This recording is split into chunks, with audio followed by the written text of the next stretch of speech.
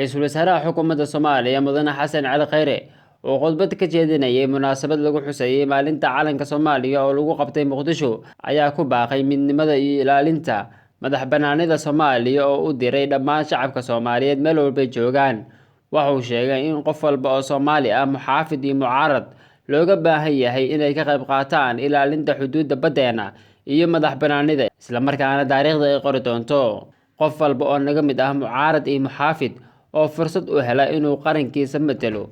waxa uu taariikhda ku gali doonaa sida uu u ilaaliyo qarannimada iyo madax-bannaanida, midnimada iyo ilaalinta xuduudda badda iyo hawada iyo dhulka Soomaaliyeed. Caawa waxaan leeyahay qof walba oo Soomaaliyeed, qof walba oo naga mid ah,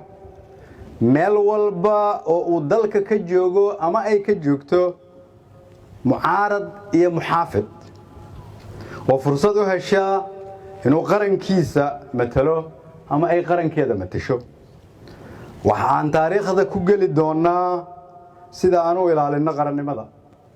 madax-bannaanida, sida aan u ilaalino hantida qaranka ugana fogaano musuqmaasuqa, sida aan u ilaalino midnimada, sida aan u ilaalino xuduudaha badda,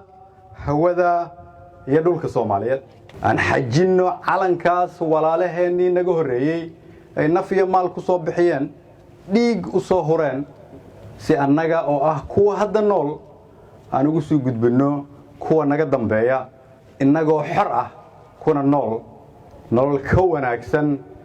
tan hadda aan joogno, si aan ugu gudbino carruurteena. Hadalka Ra'iisul Wasaaraha ayaa imaanaya xilli qayb ka mid ah biyaha Soomaaliya ay Kenya doonayso inay xoog ku qaadato.